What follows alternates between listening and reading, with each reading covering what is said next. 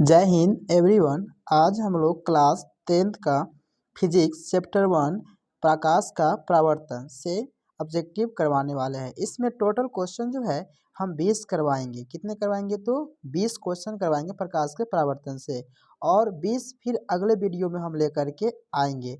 हमको देखना है कि आप 20 में से कितने क्वेश्चन सही कर पाते हैं। जब आप हमारे चैनल से पढ़ रहे हैं सब्जेक्टिव या कहीं और से पढ़ रहे हैं, तो हमको देखना है कि आप कितना क्वेश्चन सही कर पाते हैं। तो आइए शुरू करते हैं एक एक करके। पहला क्वेश्चन जो है वह कहता है कि अवतल दर्पण है ना। अवतल दर्पण है तो ऑप्शन ए में है अभिसारी दर्पण, अवतल दर्पण, समतल दर्पण या इनमें से कोई नहीं। तो इसका करेक्ट आंसर जो हो जाएगा वह हो जाएगा अभिसारी दर्पण। क्या होगा? तो अभिसारी दर्पण होगा।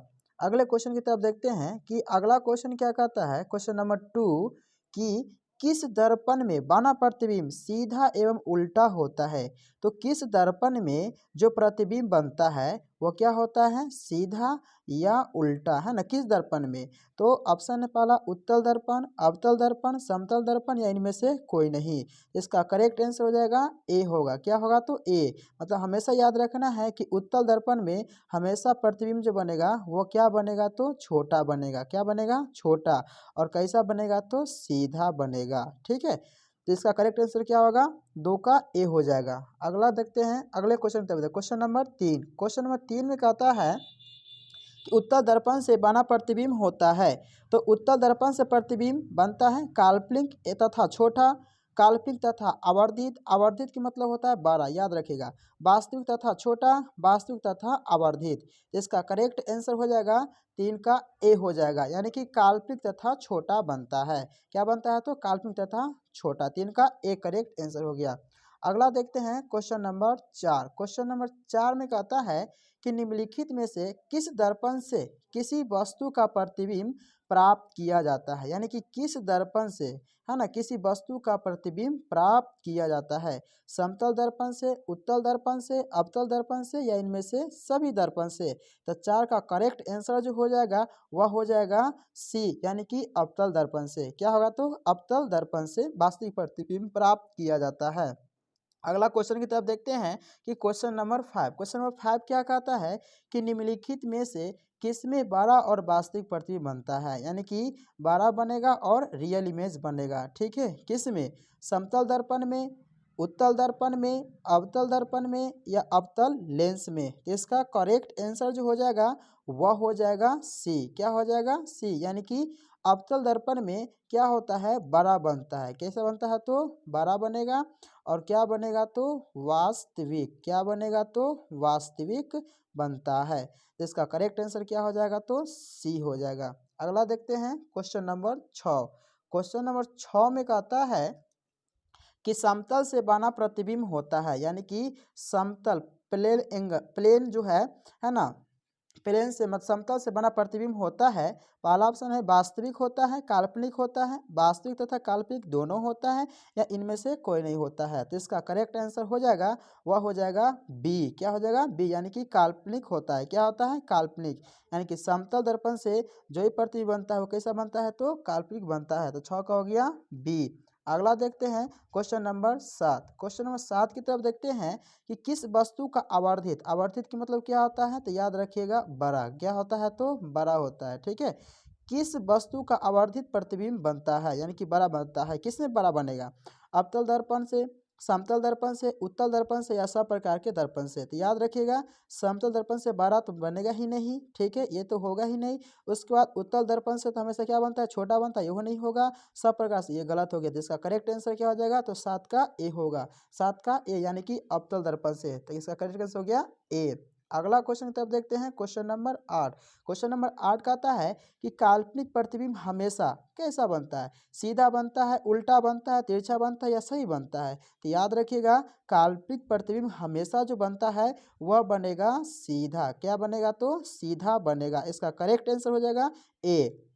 तो काल्पनिक प्रतिबिंब हमेशा क्या बनता है, तो सीधा बनता है, याद रखिएगा। अगला क्वेश्चन की तरफ देखते हैं, क्वेश्चन नंबर 9। क्वेश्चन नंबर 9 में क्या कहता है कि किस दर्पण में हमेशा आभासी और छोटा प्रतिबिंब बनता है। किस दर्पण में हमेशा आभासी बनेगा और क्या बनेगा, छोटा प्रतिबिंब किस में बनेगा।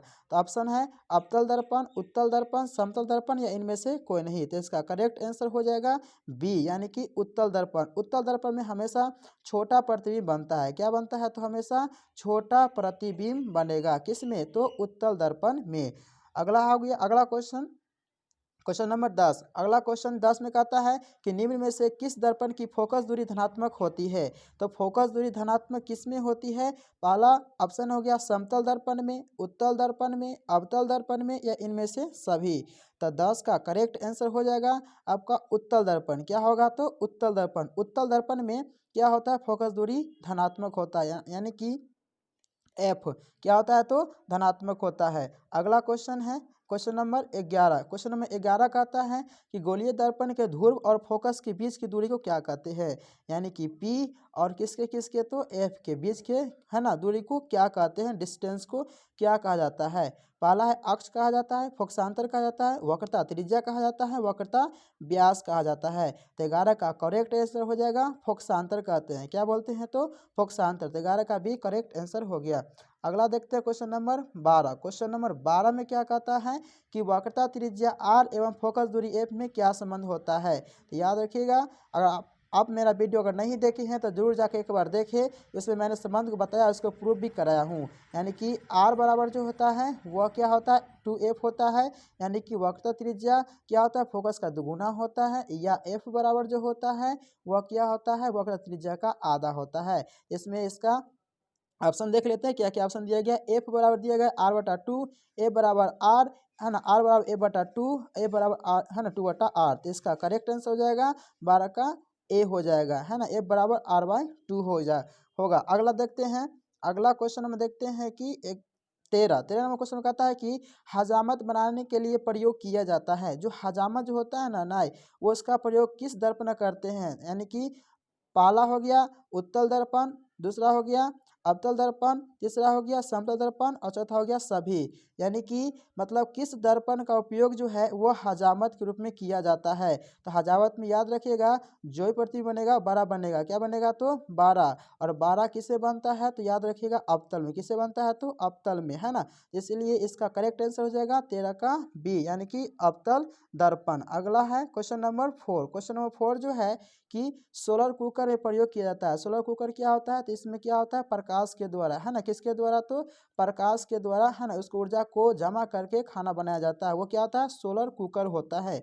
तो सोलर कुकर में प्रयोग किया जाता है। तो क्या किया जाता है, कौन सा दर्पण का, अवतल का, उत्तल का, समतल का या उत्तल तथा अवतल दोनों का। जिसका करेक्ट आंसर हो जाएगा ए, यानी कि अवतल दर्पण का। क्या हो जाएगा, तो अवतल दर्पण का। 14 का हो गया करेक्ट आंसर ए, अवतल दर्पण का। अगला क्वेश्चन देखते हैं 15 में क्वेश्चन देखते हैं कि सर्च लाइट की परावर्तक सतह होती है। तो सर्च लाइट की परावर्तक सतह क्या होती है, तो उत्तल दर्पण होती है, अवतल दर्पण होती है, समतल होती है, अवतल अवतल दोनों होते हैं। तो इसका करेक्ट आंसर जो हो जाएगा वह हो जाएगा बी होगा। क्या होगा, बी, यानी कि अवतल दर्पण का। अवतल दर्पण का जो है ना सर्च लाइट होती है परावर्तक सतह अवतल का होती है। अगला देखते हैं क्वेश्चन नंबर 16। क्वेश्चन नंबर 16 जो है ये क्या कहता है कि रोगियों की नाक, कान, गले आदि की जांच के लिए डॉक्टर प्रयोग करते हैं। डॉक्टर जो होते हैं वो किसका किसका, तो नाक, है ना, उसके बाद कान, गले, जो अंदर के पार्ट्स को देखते हैं उसमें किस दर्पण का प्रयोग किया जाता है। ऑप्शन है पहला, है ना, कि अवतल दर्पण का, बी में हो गया उत्तल दर्पण का, सी में हो गया समतल दर्पण का और डी में हो गया उत्तल लेंस का, है ना। तो ध्यान दीजिएगा इसका करेक्ट जो आंसर हो जाएगा वो हो जाएगा अवतल दर्पण का। क्या होगा, तो अवतल दर्पण का। अवतल दर्पण का प्रयोग किया जाता है ना, नाक, कान, गले आदि डॉक्टर जो तो उसका इस दर्पण का यूज किया जाता है, करते हैं। अगला क्वेश्चन हो गया क्वेश्चन नंबर 17। क्वेश्चन नंबर 17 जो है वो कहता है एक एक अवतल दर्पण की फोकस दूरी क्या है, 10 सेंटीमीटर। यानी कि इसको थोड़ा सा देख लीजिएगा, ए बराबर कितना हो गया, तो 10 सेंटीमीटर हो गया। तो इसकी कहता है आर ज्ञात कीजिए। क्या कीजिए, आर ज्ञात कीजिए। तो आर बराबर क्या होता है, ध्यान रखिएगा 2f। क्या होता है, 2f, 2 गुने, है ना, एफ कितना है, तो 10, 10 दूनी कितना हो गया, तो 20 सेंटीमीटर। तो इसका करेक्ट आंसर क्या हो जाएगा, तो करेक्ट होगा बी, यानी कि 20 सेंटीमीटर इसका आंसर हो गया। अगला देखते हैं क्वेश्चन। क्वेश्चन नंबर अगला है 18। 18वां क्वेश्चन कहता है कि एक गोलीय दर्पण की वक्रता त्रिज्या कितना है, तो 28 सेंटीमीटर, यानी कि आर कितना दे दिया गया, तो है ना 28 सेंटीमीटर दे दिया है। तो इसका कहता है फोकस निकालने के लिए, तो फोकस बार क्या होगा, आर अपॉन क्या होता है 2 होता है। आर कितना हो गया 28, ये हो गया 2 कट गया तो कितना हो गया 14, यानी कि 14 सेंटीमीटर। तो इसका करेक्ट आंसर हो जाएगा सी, यानी कि 18 का करेक्ट आंसर क्या होगा, तो सी होगा।